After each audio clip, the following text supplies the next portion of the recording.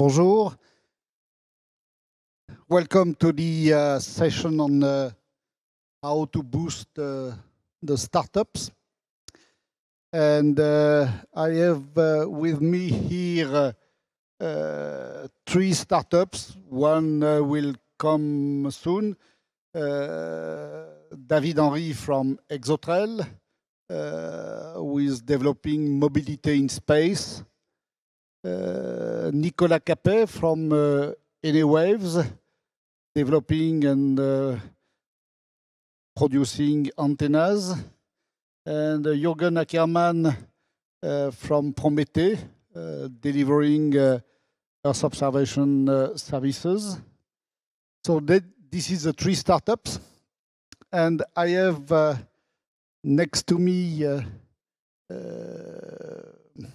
Paul Verhoef, director at ESA, in charge of the navigation program. And I assume that we have Catherine Cavada online. I don't see her, but okay, she's supposed to be with us. And Catherine is director at the European Commission, and she is also someone who has worked on Galileo, meaning that there is a lot of heritage from Galileo on stage today with Jürgen, Paul, and Catherine. So, yes. And so we have around 1 hour to have an exchange between the startups and the institutions to see how we can further improve the relationship between the institutions and the startups. So I shall start with the startups in the first part of the session, then the institutions, and in the third part, an exchange between startups and institutions. So I'll give the floor to Jürgen for the first question, which will be the same for each of the three startups. Who are you?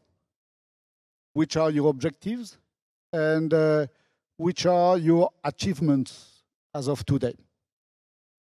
Thank you very much, Jean-Jacques, for this very interesting question. I will try to reply in a satisfactory way. So what is Prométhée? It's an Earth observation services operator with a very high revisit frequencies based on a nanosatellite constellations and delivering end-user services, as you already said. So Prométhée, with Prométhée, the customers can have the full authority over their constellation, its control system, and the digital platform for aggregating data from various space and ground-based sources. Another offer will be the software as a service solution through our digital platform. We will provide services and training to end users in any domain of their need based on Earth observation solutions. It's a closed loop we propose: space segment, digital platform, and end user service. We propose a concept of collaborative space sovereignty. Collaboration by sharing mutually data will allow an unprecedented level of responsiveness while keeping the control to their assets. The collaboration ensures massive and accurate coverage and unparalleled revisit frequencies, allowing for monitoring, planning, tracking, the implementation of solutions in the field, including management of highly dynamic crises. The approach is market pull, meaning that from the beginning, the customers and their needs are in the focus. And we have already letters of interest from 15 different countries. Besides that, discussions with European and national institutions, also about security and defense applications, are very encouraging, especially thanks to our fully European, independent, and sovereign technological base. Prométhée was launched early 2020, and today it's a team of close to 30 people.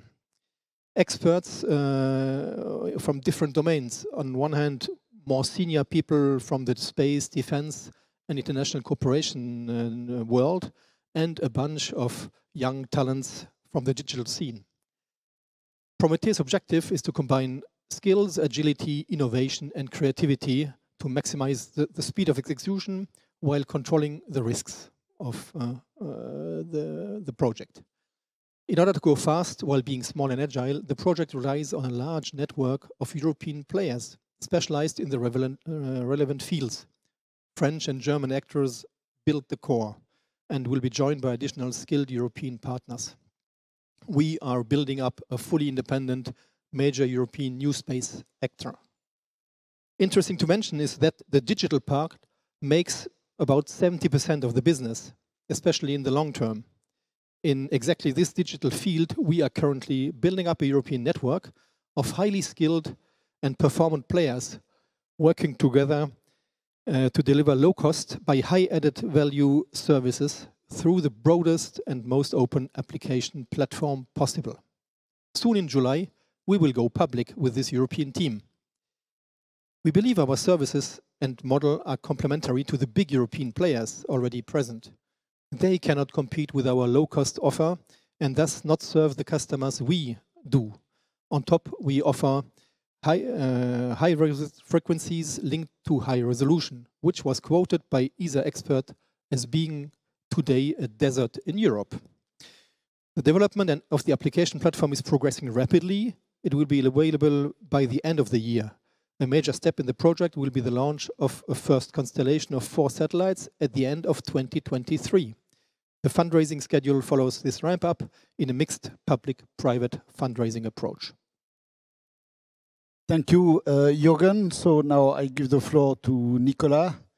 And again, it's who are you?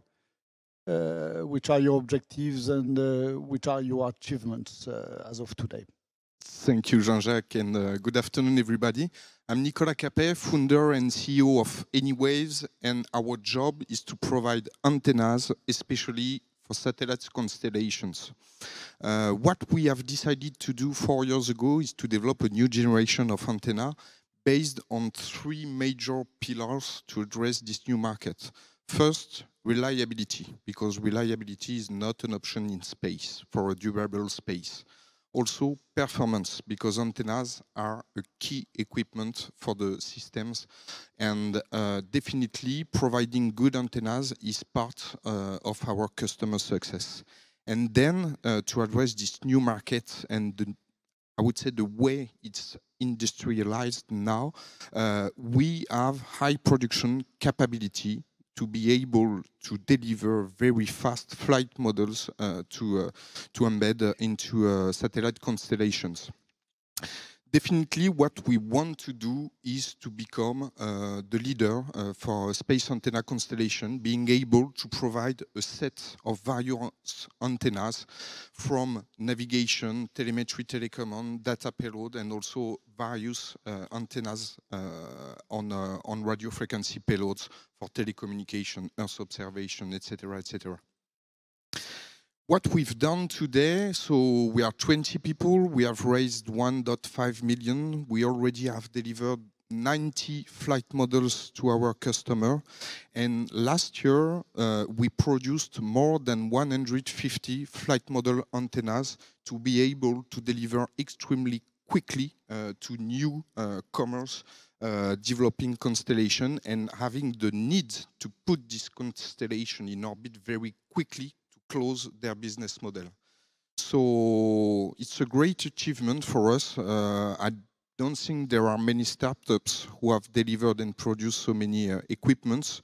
We are very proud of that, but we still have to do a lot, and especially doing our mission now, which is to equip satellites with flight models for real missions. Thank you, Nicolas. Just one question, because you said very fast, very quick. How do you qualify very fast and very quick in terms of months, years, or decades? It doesn't take very few months, especially when you want to develop cuts of the shelves products. You need an intensive effort in the development and industrialization. It costs also, but at the end, you are able to produce very quickly and with very competitive products having reliability, performance, and cost effectiveness. Okay, so it's a matter of few months. if I understand well. Yeah, I would say 1 year, typically for a COTS product. Okay, thank you. David, welcome. And David is founder and CEO of Exotrail. And as I said, you are a specialist of mobility in space. So again, which are your objectives and which are your achievements as of today? Thank you, Jean-Jacques. Sorry for the small delay. So at Exotrail, we are developing mobility solutions for space.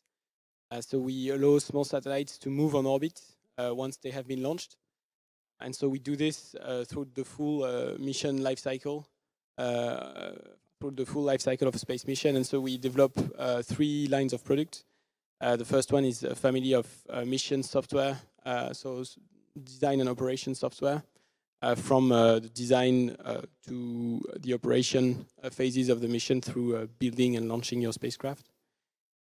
We also develop and build propulsion systems for satellites ranging from about 10 to a few hundred kilograms of mass. And so we also develop transportation vehicles to allow satellites to move from one point to another.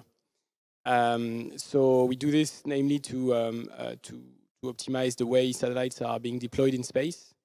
The second thing is to allow them to optimize their performances. And the last thing is to reduce space pollution.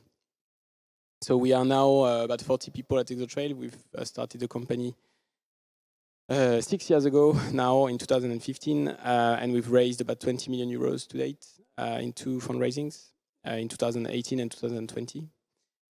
We've built a few propulsion systems. One is in space, one should be in space in the next couple of weeks. And so we should deliver about 10 in the next 12 months.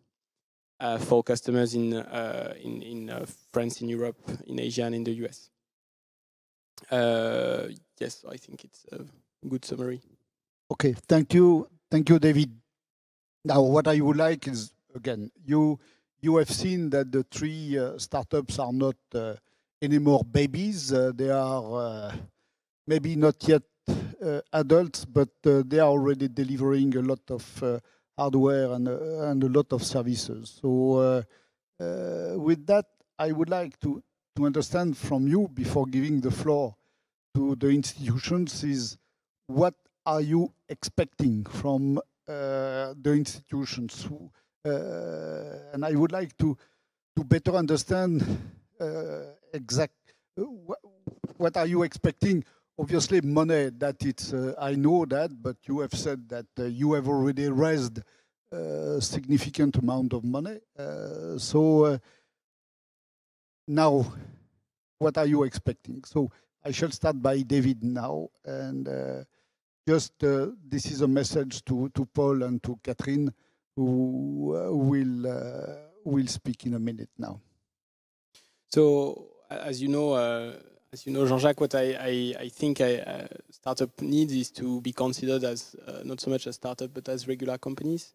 And so I think the institutional bodies are getting quite strong to mature technologies. And they need to, in my opinion, become stronger to, once these technologies are being developed, to be able to simply buy these technologies for regular operational contracts. And so I think that's the only actually thing that startups demand now, which is pretty simple, is to become, once they are in the stage where they have demonstrated that they were able to deliver things, to be able to be considered as regular companies, to be put in competition with more installed companies. So that they can, when they are, let's say, mature enough to be able to deliver operational products for operational missions. Nicolas. Yes, I completely agree with David, because we have huge chances to be in Europe, especially when we start to develop new technologies, doing R&D with subsidiaries, etc., etc.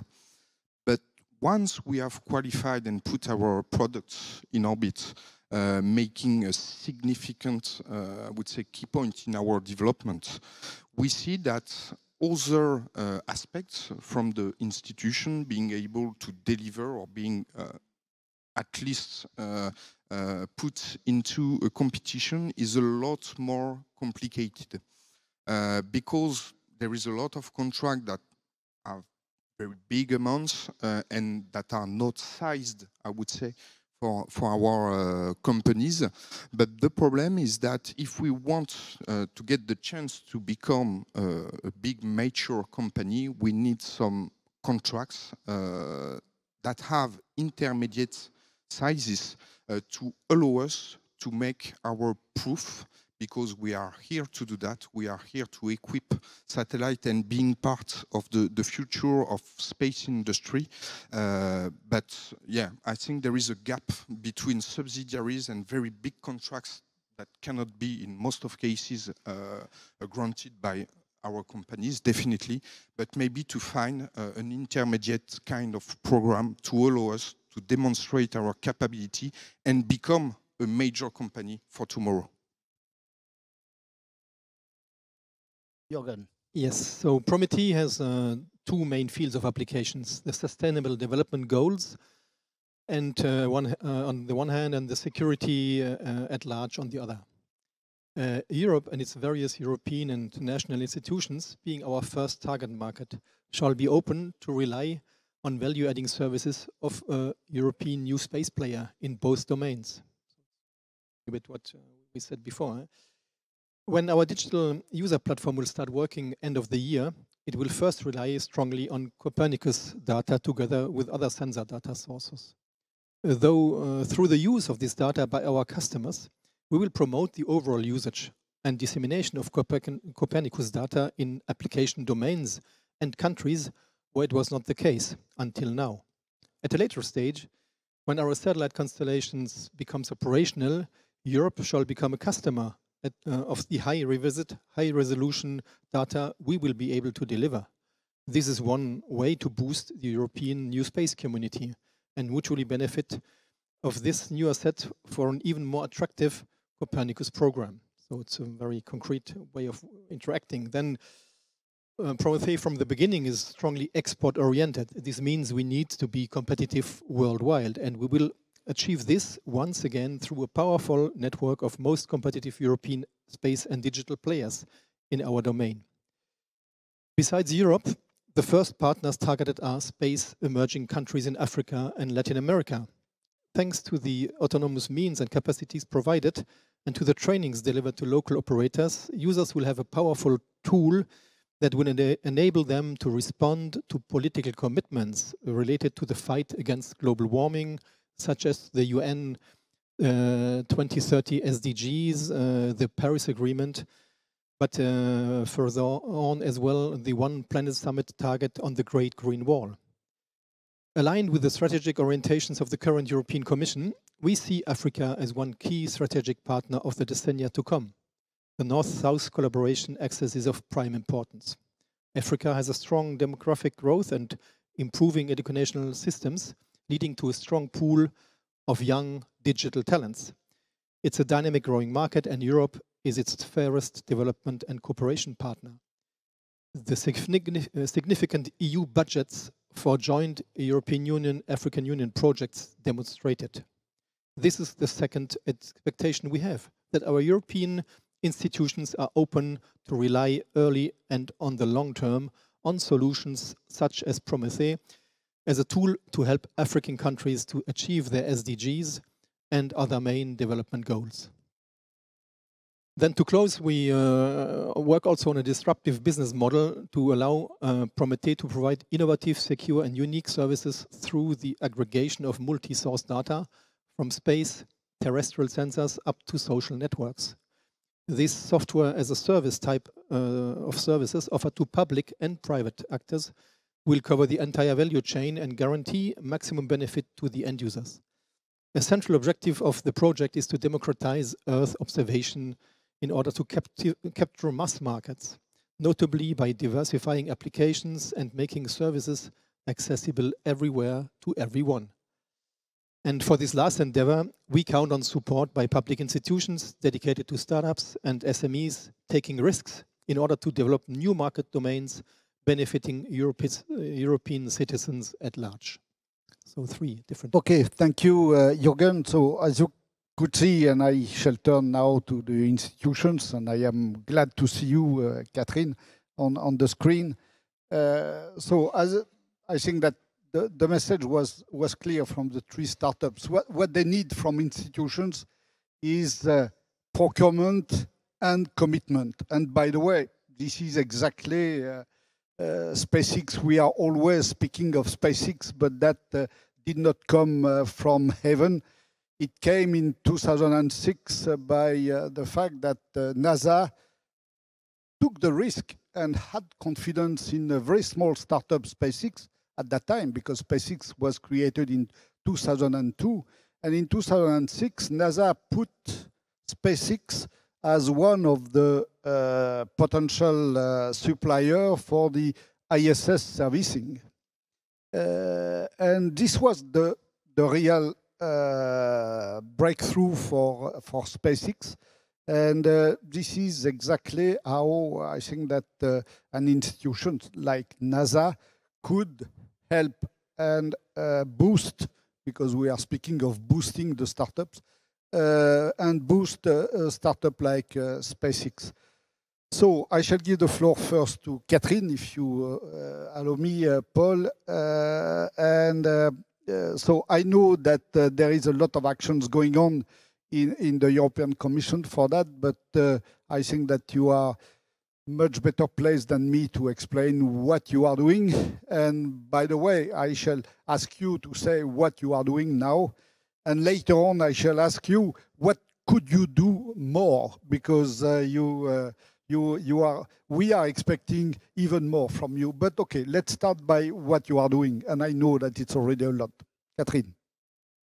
Thank you very much, Jean-Jordan. And thanks for inviting me. I always say that I feel like a startup director. I was nominated some months ago, so I really understand all these companies, that they are small on their capacity, but with a great ambition. This is exactly what I feel as new director for the new space. So we have always the occasion in the European Commission to talk with the new companies, and I have the impression that each and every Monday I have a regular rendezvous avec the new space. A week ago, we organized an excellent event for with the new space companies in order to hear from them how they see the new initiative of the European Commission, the so-called space-based secure connectivity. It was an extraordinary event because not for the first time, but it's always so nice to reconfirm it. We saw the potential, the great potential of these companies. We saw the ambition, and we saw also the clear strategy that they have in mind and how they want us to support them. We know that actually the space industry seems to be at the beginning of an exponential growth phase. What does it mean? What we say everywhere. We will have the ability, we hope so, to see a number of services to appear in the next years. But we will have also the ability to see a great competition. This is not bad as far as both sides, the private and the public sector, will be in a position to adapt and take the right measures. So from the European Commission, we started to create an inclusive package vis-à-vis the startups and the so-called new space. What we have in mind, 2 major things. First of all, how we can help all these companies to remain commercially viable. It's very important, not for all of them, but for some of them, it's really vital.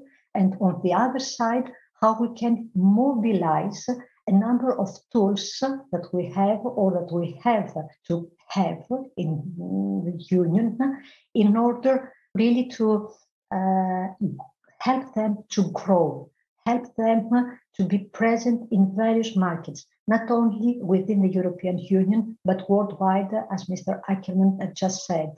and how we can make them, if it's not yet the case, to become an adult. This is what they want to become, and this is what we have to do in order to support them.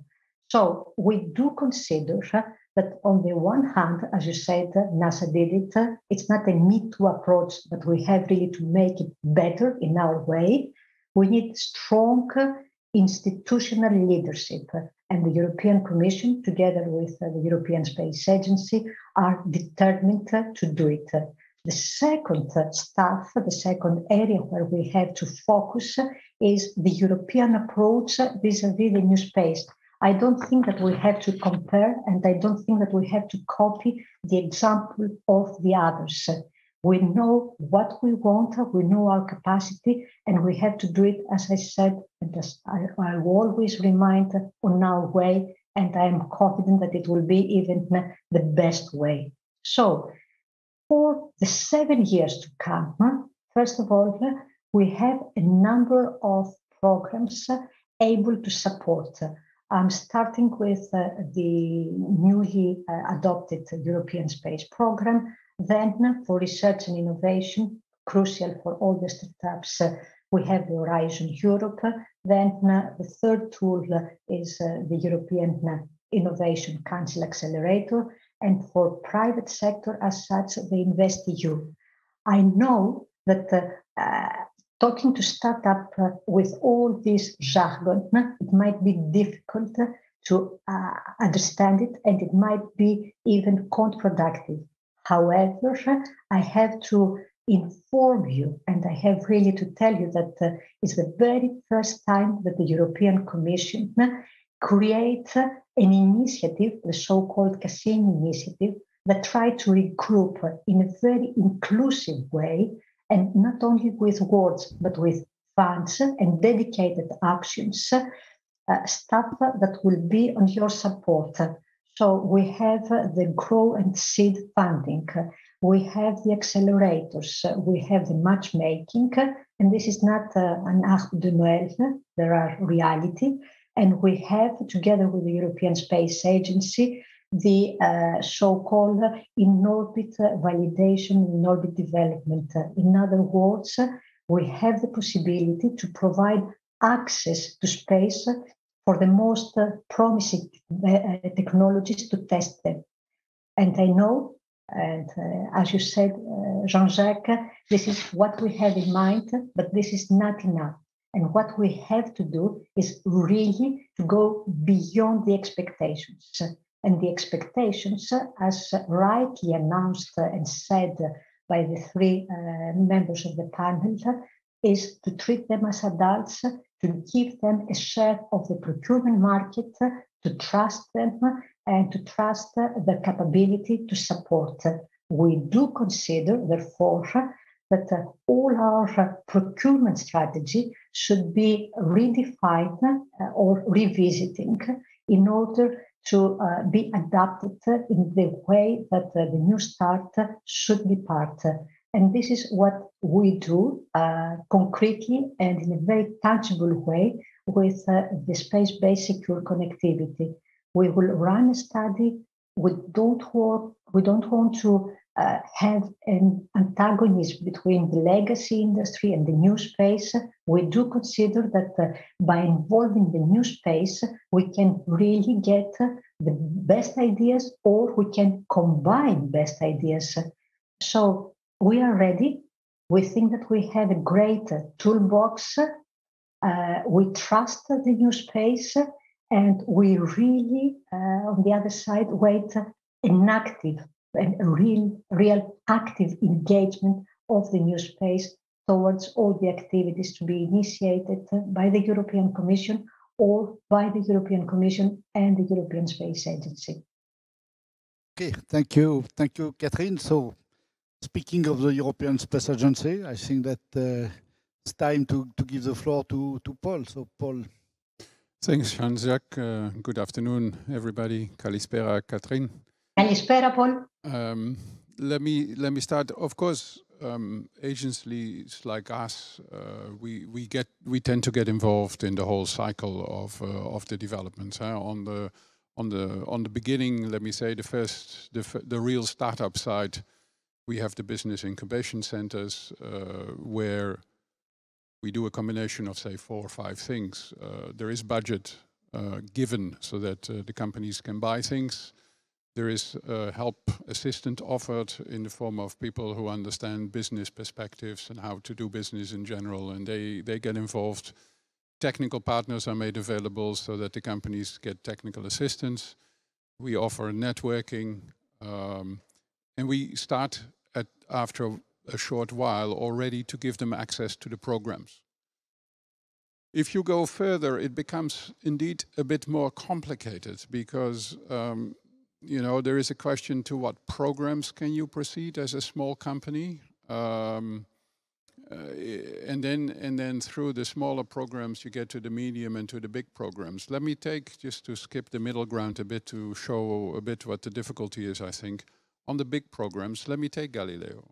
I've recently signed 2 contracts for satellites for a value of 1.5 billion euros. So the question is, where are the startups and the small SMEs in this? It is not, on the one hand,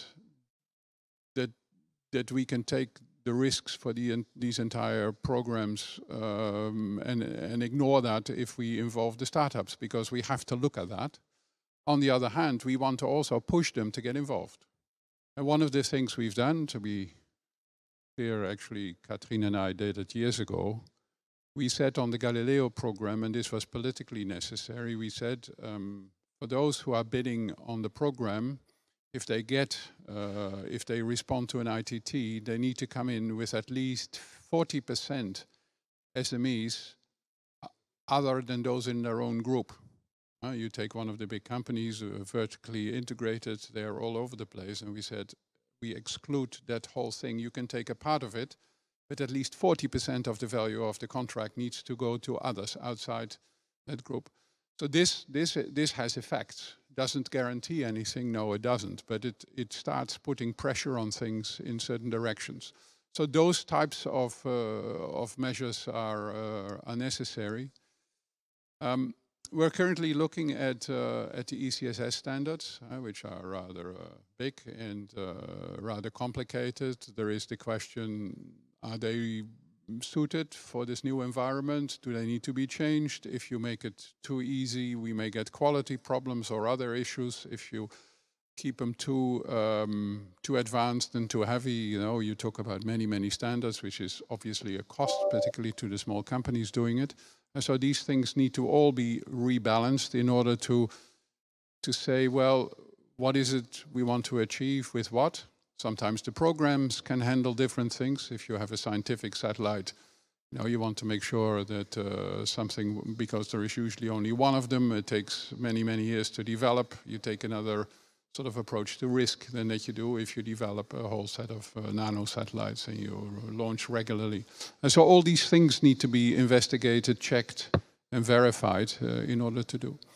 One of the things which strikes me, I mean, what was mentioned by a number of you is the capabilities, well, we say here the institutions, but let me say of the public side, to take risk. And I think this is a discussion which in Europe we have not taken to the end.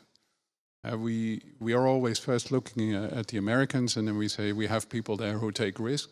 Well, we know how they are. They're called Bezos and Musk and others. However, also the financial sector takes quite a lot of risks. In Europe, this is culturally a problem in general, to start with. And then there is a question, well, what is the public sector really capable, giving its responsibility to the taxpayer, to take as risk? If you, Jean-Jacques mentioned NASA in relation to Musk, is any public sector player in Europe, whether it is ESA, the Commission, or a member state or a national space agency, to say, well, you know, here I have 20, 30, 40, 50 million, and if it fails, fine, because the purpose is to do it well. And I don't think we have discussed this to the end and looked at what the consequences of that are, because it is going to be crucial. Are we going to be able to accept in Europe that some of this money may be lost? And if the answer is yes, then we can make a step forward. If the answer is no, because we have difficulty justifying this to our taxpayers, and after all, you know, we say we do that. It's a bit the same for the banks in Europe. Huh? There are quite a number of banks involved in this game, including AAA banks. Well, the purpose of AAA banks is not to take too much risk. Whereas, you know, so there is a difference between the words and the actual action which can ensure. And I think this debate we still need to have a bit more detailed in order to dig a bit deeper and see what comes out of that. Okay, thank you. I shall maybe one comment about the story of the risk, because you are right. I think that what is at stake is also the risk which are taken by the public sector to use startups. But when you say that you can lose money by taking risk, you can lose even more money by not taking risks, and this is the question, because again, I would not like to give the impression that taking no risk does not cost money. It costs a lot of money, and this is where the debate must be taken: is what is the most efficient and economic way to develop space activities. So I don't want to enter such a debate now, because I would like to have now the three startups. I have a very simple question. Are you happy with what Catherine and Paul have told you? Yes, because it's true. But no, because it doesn't answer our need. And what you say, Jean-Jacques, is that, yeah, sometimes not taking risk can cost more. And what maybe is different from some current space industries is that we accept to take risks. And if we do not deliver, we are not paid. This is a risk we can share with you because it's our money, and this is important that it's well managed and accepted by everybody. But I think we are here to develop new solutions, and we accept to take that risk. If we fail, we fail. We are here for that. But if we don't have this opportunity to demonstrate we can do that, we will fail for sure. Yeah. Thanks you a lot, Catherine, for all what you developed. I think there's really a lot in and many new elements in this actual budget perspective, and the new space program, and Cassini as one framework is really, I think, very important, and there's also significant budget behind. So we are looking to something which is promising. The question is, once again, okay, how will it be implemented? Because it's just starting, and we have always a problem with complexity, with heavy administrative procedures, because we have 30, 40 people, and so we are suffering if we have to fill out 200 pages of paperwork. So this is where I think we need to dialogue to find the appropriate level of, let's say, administrative burdens, so that we can find really an efficient way of implementing these programs, and we can, let's say, benefit of these programs. I think this is really a challenge. David? So I think you've said what I wanted to say, which is really not taking risks costs a lot more money than taking risks. And I think that if the debate is asked in that way, then it will be hard to convince taxpayers, because if you say, okay, it's the same thing than giving 100 million euros to a large company, but instead you give it to a startup and maybe it will fail. If we ask the question that way, then the answer might be no. But if you say, okay, if we do this, actually we might have larger companies that are being developed and started in Europe and not elsewhere, then the answer might be different. So I think that the question of risk, in order to convince, should be, let's say, asked in terms of how money it can save you rather than how much it can cost you, I would say. And then in terms of Cassini, I think that let's say, I think that there are yes and no is also a bit the answer. Like I say every time, if there is 1 billion euros to be put into new space startups, I really think it should be put in terms of contracts and not in terms of investment. Because again, if you put 1 billion euros in terms of contracts, you can trust the startups to raise about 10 times this amount on the financial market. And I don't think that the development of the new space ecosystem in Europe is linked to a lack of money and cash in the financial markets, but rather than a lack of contracts in the institutional markets.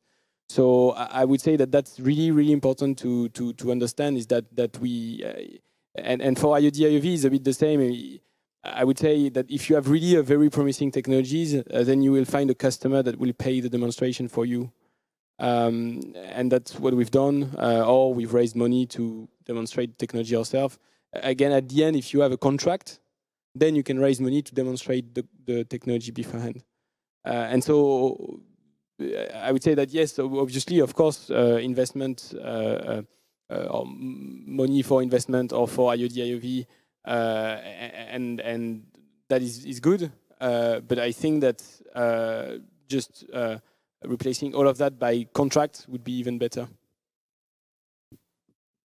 Okay, so thank you. Now I shall. May I? Yes, Catherine.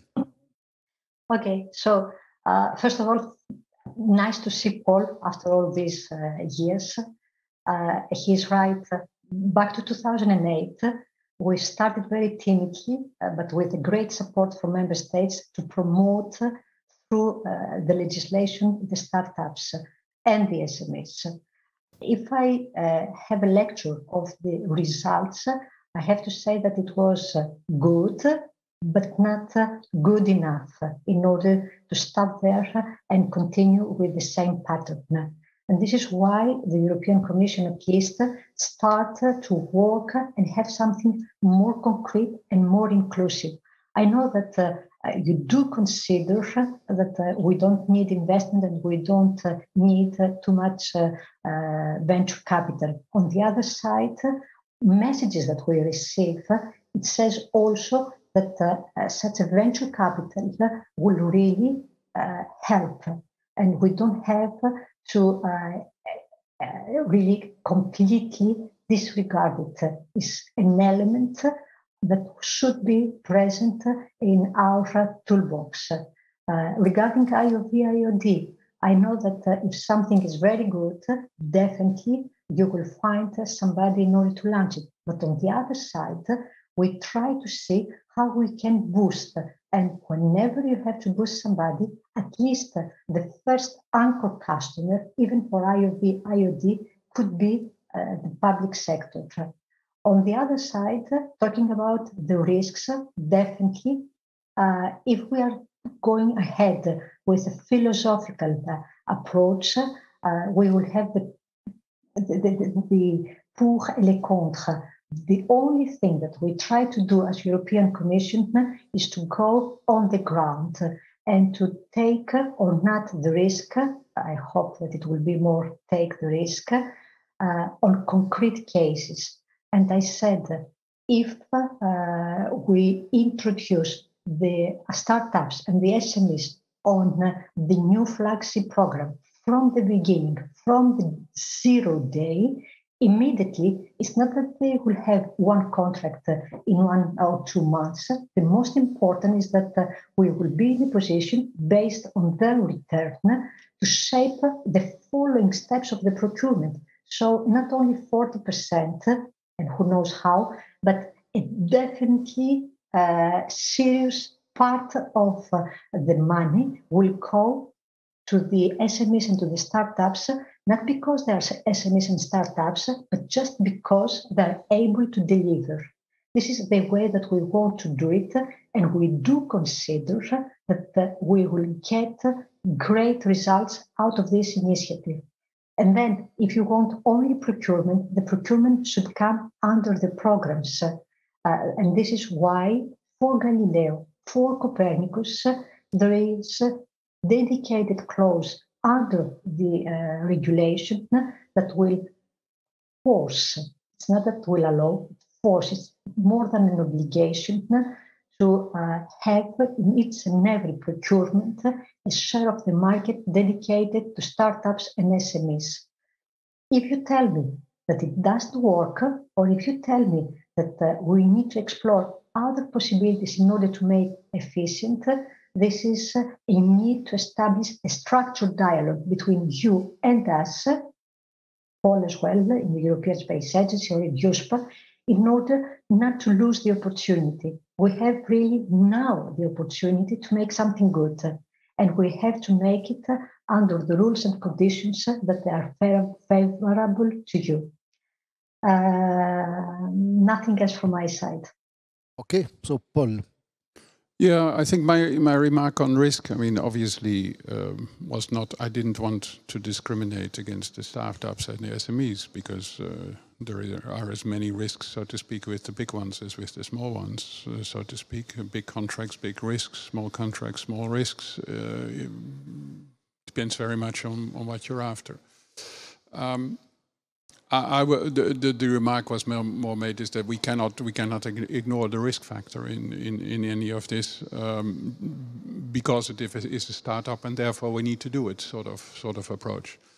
But let me be concrete. I mean, for both of your companies, we are going for electric propulsion on second generation. So why can't we get your stuff on board?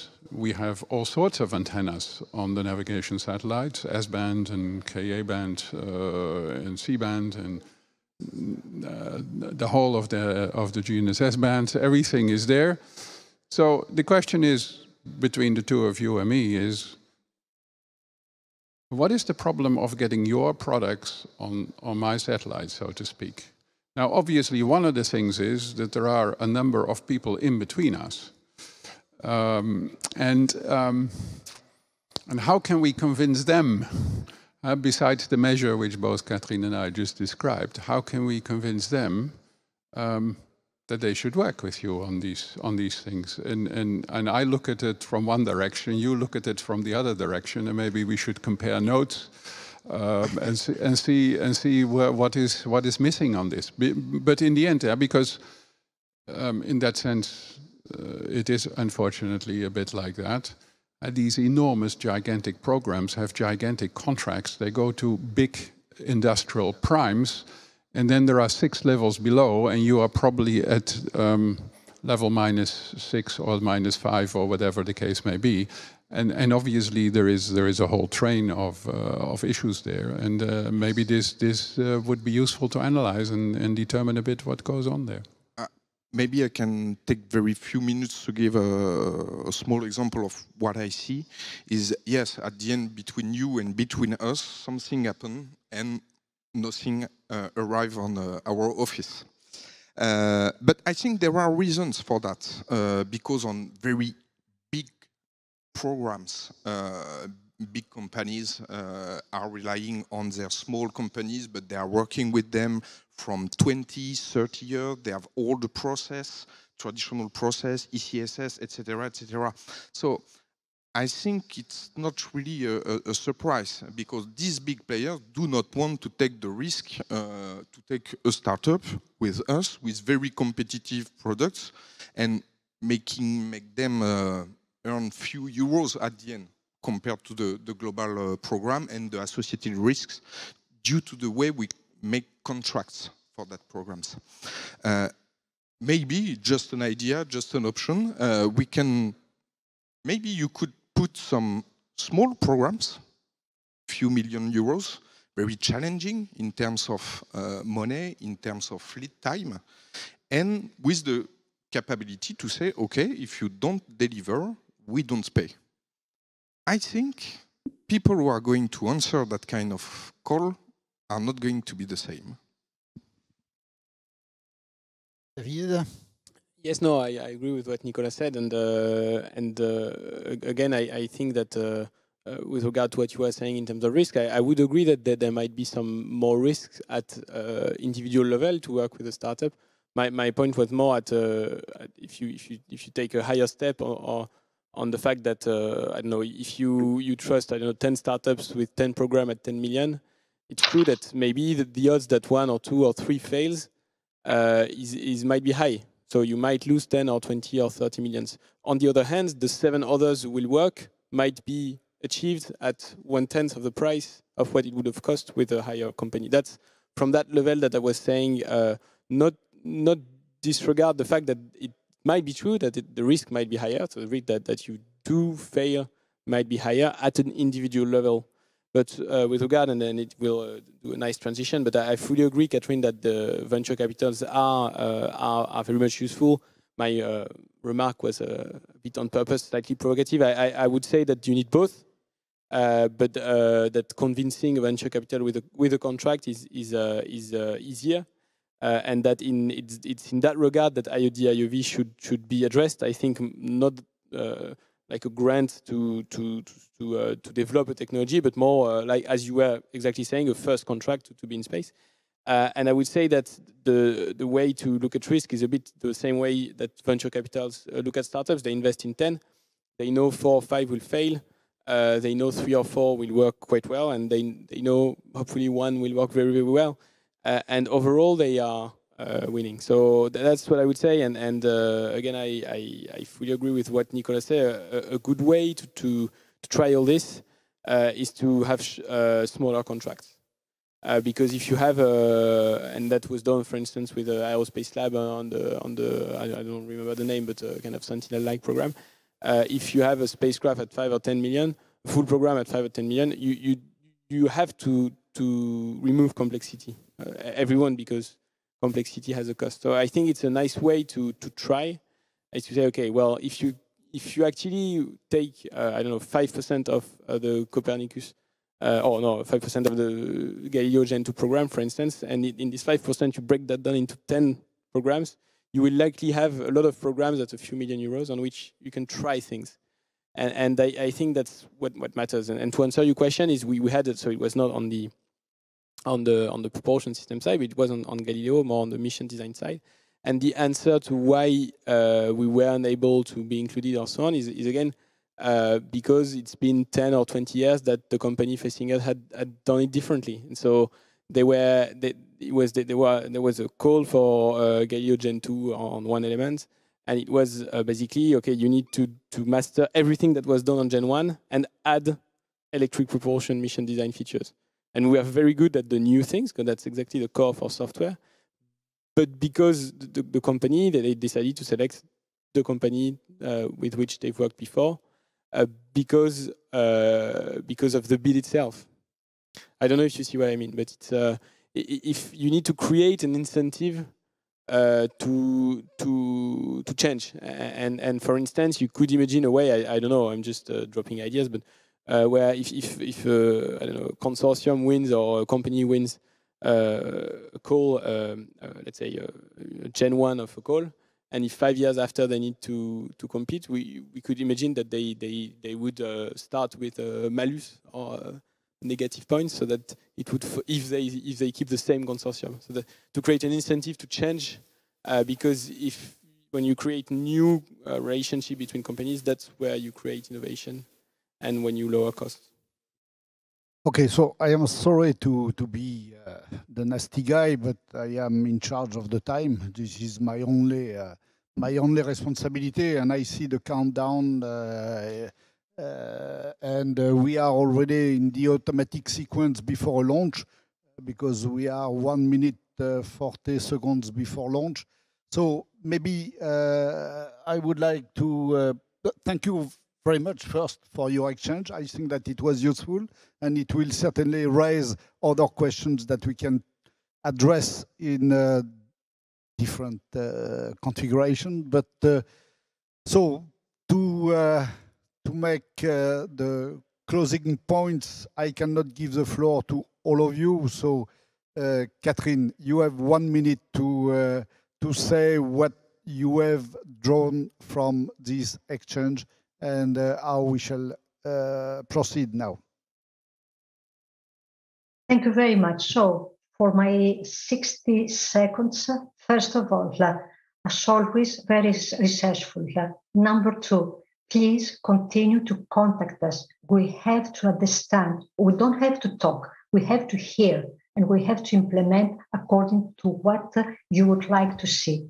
Number three, the new structure and the new approach of the procurement strategy, as mentioned, more than important, and there are elements that we have to think about the big flagship programs, Copernicus second generation, or even Galileo, consequent procurements, but also for the new contract, for the new program, I'm sorry. Everything is there. I'm very optimistic, and you don't have to feel as small companies. You are not small, you are just young, and the future belongs to the young people. Okay, thank you. It's good. I take that sentence. And to us as well, even if we are part of the last generation. Especially from an old guy. So thank you very much. We are at the end, so I would like to thank all of you. I think that it was useful, at least for what I am concerned, and I think that there is still a lot to do together. But as you said, Catherine, we are optimistic, so let's stay optimistic. Thank you. Thank you. Thank you, Jean-Jacques. Thank you very much. Thank you.